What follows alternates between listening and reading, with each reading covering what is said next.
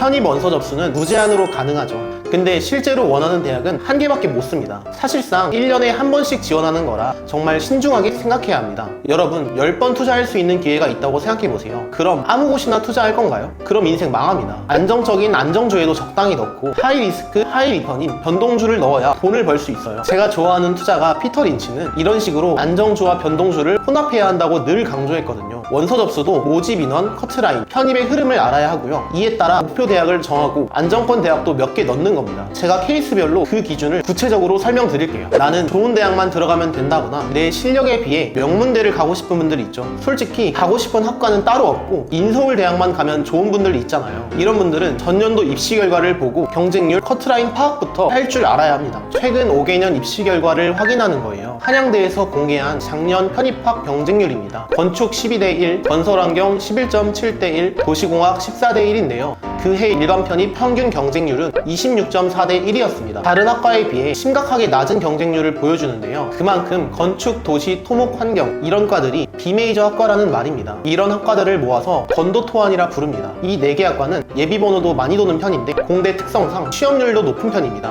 꼭 좋은 대학에 지원하고 싶다면 학과는 건도토안을 기억하고 원서 접수할 때 한두 개는 투자해주세요. 이 표는 기명편입에서 나온 대학 구간별 모의고사 100분위 표인데요. 평균 점수가 낮은 대학 중 공통적으로 보이는 대학들이 있습니다. 이런 대학을 올킬 방지용 대학이라고 합니다. 명문 대학을 꼭 가고 싶은데 올해 무조건 들어가야 하는 상황이라면 이 학교들도 써주세요. 가톨릭대, 가천대, 명지대, 상명대죠. 이 학교들을 일종의 보험 같은 거라고 생각해 주시면 됩니다. 실력자들은 그냥 쓰면 웬만하면 다 붙어요. 저는 학창시절에 꿈이 개발자였고 그래서 컴퓨터공학과를 가고 싶었는데요. 여러분 마음속에도 이 학과는 꼭 가고 싶다 하는 곳 있나요? 그럼 라인별로 분산 투자를 할 줄 알아야 합니다. 변동주, 안정주 나눠서 지원해야 하죠. 서성한, 중경외시, 건동홍숙, 북숭세단, 광명상가 대표적인 대학 라인이죠.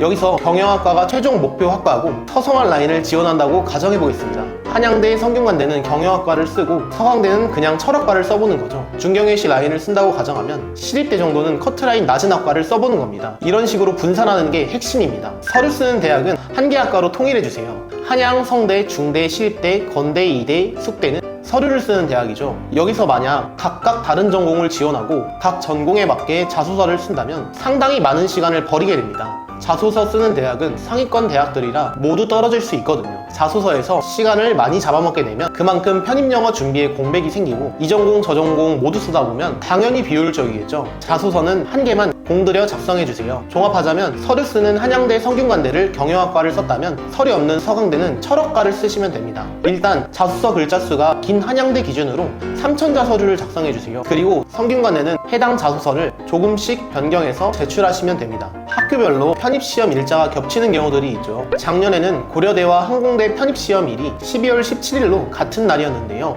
두 개 대학에 편입 지원한 학생이었다면 시험일이 겹쳐서 동선을 잘 파악해야 했겠죠.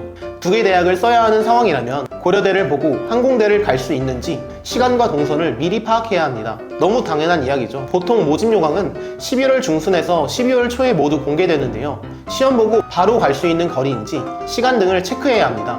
또한 학교별로 시험일과 시간이 겹치는 경우도 있는데요. 예를 들어 작년에는 중앙대와 외대의 시험일이 겹쳐 둘 중 하나를 골라야 했던 사건이 있었습니다. 이런 경우에는 내가 어떤 학교를 지원할지 미리 선택하고 그 대학에 맞춰 시험 준비까지 해놔야 합격할 수 있겠죠.